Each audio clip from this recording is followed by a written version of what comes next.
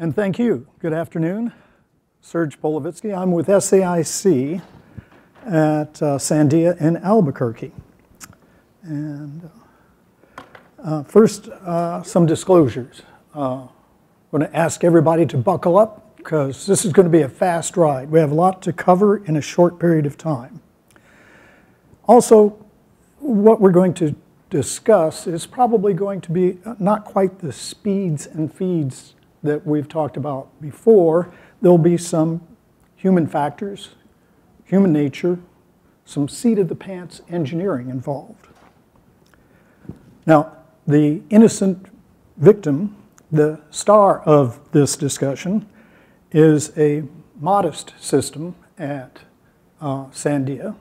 It's a TLCC2 system. For those of you who do not speak DOE, that means it's about 2 generations old. Quad data rate, fat tree, edge to core, 2 VLs. It also does not do adaptive routing. The cluster is based on TOS2, which is the, quote, archaic Red Hat 6. Luckily, we run Splunk. Sandia is a Splunk-intensive site. So we have history, which will prove to be quite helpful. So that's the star. The rest of this first slide basically just talks about how we as a community, as a fellowship, operate. And that's basically, we don't take ourselves too seriously, but we take what we do extremely seriously. So, to plagiarize from Susan, hello.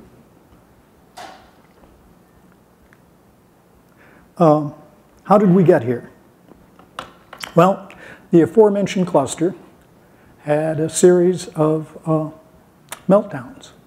And the postmortem of each meltdown was, well, what could possibly have caused this? The hardware looked exceptionally healthy, very healthy. And the indicator for congestion, that is the head of line blocking, the port transmit wait counts from Performance Manager, from Perf Manager, were 0 everywhere. So we didn't have much evidence to go on. We knew about Livermore's sniper script. For those of you who aren't familiar with it, suggest you look into it, but there was nothing to snipe. Well, as long as the arrival rate of the meltdowns wasn't too frequent, we were okay.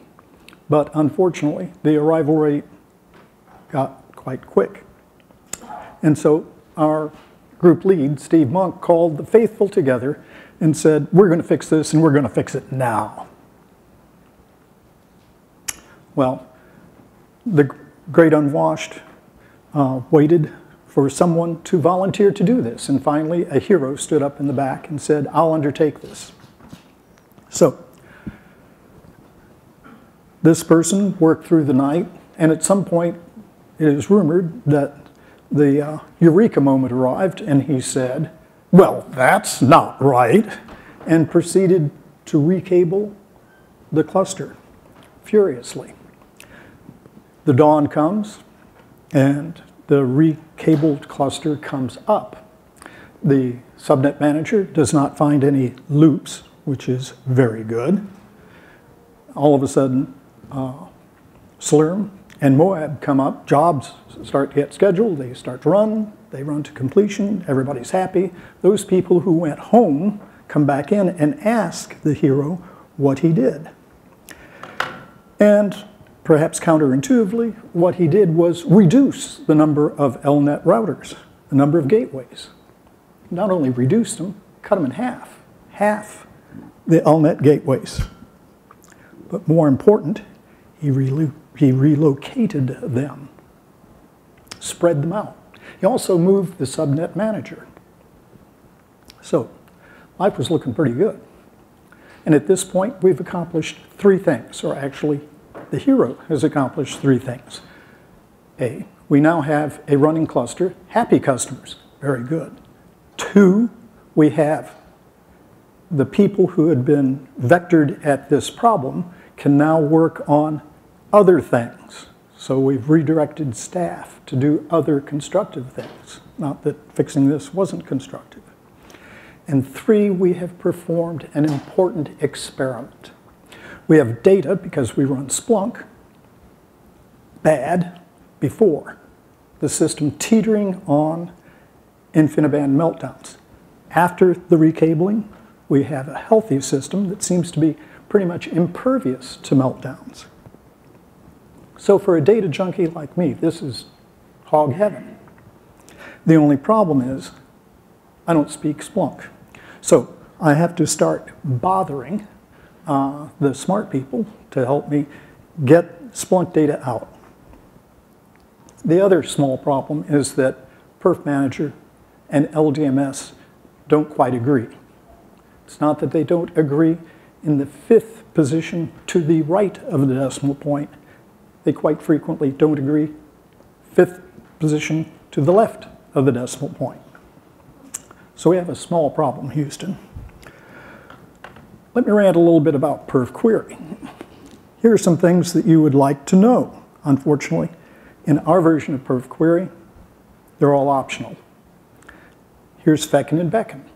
Those are the bits that get set when you have congestion at switches. So if I'm going to do any analysis, I'm going to use something other than perfquery. And since I don't speak Splunk, I've got to figure out what to do. Well, since LDMS stores data in comma-separated value files, one of the things I thought about was, let's try Excel. Well, upon firing up Excel, I find that after about 45 seconds, Excel says, I'm sorry, I couldn't quite read in the whole file. Is that a problem? So the weapon of choice becomes R. If any of you have used R, this is not a decision made lightly. So armed with R, I progress. I keep on asking people, can you validate at least between using Splunk with the R data that I have? At least do they match? Now, Perf Manager and LDMS don't, but at least do I have 2 sources that say LDMS data is being processed similarly? And I'm getting a lot of help from people on that. Unfortunately, I'm also pulling them away from real work when I do that. So finally, it comes down to, hey, we like to help you, but until you can solve these 3 things, please don't bother us anymore. So the three strikes thing is that Perf Manager in one instance finds one linked down instance, and LDMS sees 935. So how do we prove that 1 and 935 are equal? That's not too easy. Well, while you can't show that 1 and 935 are equivalent, you can ask the question, what else do they agree on anything? And it turns out that they both agree on A, when the first instance of this link down is detected, they both agree it happens at about 8:25 in the morning of this one day. And the next thing is, they agree on who was it. It's login node 7. The only question is that if you just look at the data very quickly, it sort of looks like there's one case with one instance, that's Perf Manager, and with LDMS, it could be a whole spray of link downs across the cluster. Well, it turns out, if you look at some of the data, what happened is that for the first 505 minutes of that day, there was no link down seen by LDMS anywhere. So it's completely blank. And then at 8:25, one link down was seen. And the next minute, that is the next evolution of LDMS's query, another link down is seen. It turns out it's the first one. It's just recorded again. And the third minute, it's recorded again and again and again. So what's happened is that you have 935 instances of that first link down being captured. So in fact, 935 and 1 are the same. So I submit to the court that we have shown that LDMS and Perf Manager are in agreement if you interpret the data, quote, correctly. 1 down, 2 sticking points to go. Now the next one is probably a little bit more difficult. Basically, Perf Manager sees a whole bunch of VL15s dropped. LDMS sees 0. Well, LDMS, it turns out, does not look at switches. It looks only at HCAs. And then we may actually have to ask a Zen-like question, not the software, the Oriental philosophy. If we assume that the VL15 was dropped because it wasn't seen, how can the HCA count what it hasn't seen? So perhaps the better question is, shouldn't the sender be the one who counts VL15s dropped? And that's our assumption here, that it's the port on the switch that is keeping track of, I sent you a VL15, I never heard anything back, you've dropped it. So, in a way, if we turn it around the other way, LDMS is seeing how many VL15s has the switch dropped. And the answer, we're assuming, is correct. And the answer, LDMS reports, is 0. So, in fact, even though there's a many on one side and 0 on the other, one can construct a story where they're both reporting the truth. I submit that sticking point number 2 is resolved. Okay, now this last one is perhaps a little bit more difficult than the first two, and that is that Performance Manager sees 0 of these head-of-line problems, these port transmit waits. LDMS sees a whole bunch. Whatever it is that LDMS is seeing, as we'll see here, it's seeing a lot of them, and it has a peculiar pattern.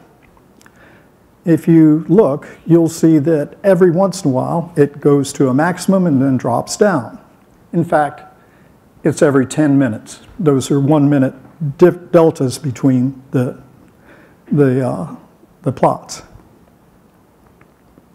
Well, there's a slight problem in that the people who have the read reset cycle, they have it set for 5 minutes. So we have a little difference of opinion internally on that. I think we can see that there's a 10-minute cycle here, even though the script is written for a 5-minute cycle. Now, here's what this looks like over an entire 24 hours. And just to help assuage any ideas here, it is not typical that you have a whole bunch of port transmit waits, as shown here, at the very end of day. So what's going on here? LDMS is seeing a whole lot of these port transmit waits. Perf Manager is steadfastly in staying fast with 0 as the number. Well, it turns out, and thanks very much to Ira Winey. Ira, if you're here, thank you very much, who spent some time, emails, etc., with us on this. There's a switch in the Perf Manager code that we have that turns off port transmit wait logging And the idea is, and the reason, perceived reason for this, is that they just, as the switch technology evolved, the fabric gets much faster. These port transmit weights just accrue too fast. So it's basically an annoyance. So it's turned off. Now, we also sent some of these graphs to another SME who said, yeah, the port transmit weight counts look about right. So here we have a case where if you trust Perf Manager and you don't know what's going on under the hood, you could be perhaps confused. Now, suppose we got to the point where Perf Manager and LDMS agreed perfectly. Well, that would help, but that oven by itself is only a first step. We then need to go back to what I talked about earlier, which is we need to somehow relate and correlate what these counts mean in the real world. Perhaps a 5,000 or so per second port transmit weight rate doesn't in fact imply a congestion condition that's dangerous. Now, if we accept that the LDMS data and the R scripts are generating something reasonably close to reality, here's what we can suggest we see. First, we look for IB errors, because IB errors can, in fact, lead to congestion. Suppose we don't have any errors. Let's look at some congestion situations. Okay, so here is, in fact, some data from prior to the great recabling effort. So this is the situation before we did the recabling. And these are 12 errors, and they're all 0. So this sort of reinforces what the postmortems were, which was the fabric meltdown was not from a latent hardware problem. Now, here's a simple bar chart of the 8 top port transmit weight perpetrators. Over on the left is the gold medal winner, Gateway 18. That's about a 3 million count on the bar on the far left. Now, there's an artifact here. We have to really discount the count by a factor of 10, just because of the way that the numbers are accrued. So that becomes 300,000. You divide that by 60, and that's like 5,000 port transmit weights received per second. Now, that's fine. We have that number, but we don't know how to correlate that to reality. Here again, we see port transmit weights being reset every 10 seconds. And here, just to prove that the spikes don't occur exactly at 23:59 when the day is winding up. We also have to be careful that this spike, say, right about 7:30, is not a straight line. It's only because of the resolution of the chart. It's actually quite a few here, 1 minute over, but you don't see that because of the resolution, more, 1 minute more, etc. It's actually a stair step. So, if we have a conclusion, or some conclusions, what? Well, first of all, we're green to this whole analysis thing. 2, suggest that you spread the subnet manager, LDMS, and gateways across as many switches and nodes as possible. You might think about increasing the buffer size, even though we heard the other day that that causes some heartburn from the kernel. You might think about increasing the number of virtual lanes. But again, referencing a video from Dave McMillan and Steve Woods of Cray. When you increase the number of virtual lanes, you also chop up the amount of buffer overall. That you don't get the virtual lanes for free. You might think about some more LNet gateways. You might think also about keeping both Perf Manager and LDMS around until you get what Ben Bradley, who's the executive editor at the Washington Post during the Watergate scenario, told Woodward and Bernstein 2 sources. This helps you to gain confidence in what you're seeing. Some other ideas. I'll skip to the middle one. A Rosetta Stone. Please, what the heck is counter select to _F? It's apparently an error of some sort. It would be nice to know what that is. There are a number of instances in the code and in the literature where you get something that says something on the order of counter select to, comment. It's a counter. That's it. Also, for instance, port transmit constraint errors. What the heck is that? How does that differ from just plain vanilla port transmit errors? So a Rosetta Stone would be really helpful. And the other would be a broadsheet somewhere. Please. These are the following defaults. We're not capturing port transmit weights currently. This switch is set. If you want to see port transmit weights, set the switch thus, and you will find it buried over here in this configuration file, etc. There are a number of places where I'm sure that similar helpful hints would keep people from being sort of confused. So, first of all, thanks much to the people from the LDMS team for helping. Thanks also for the team members at Sandia in the ops group who put up with a lot of pestering. Please help me look at this.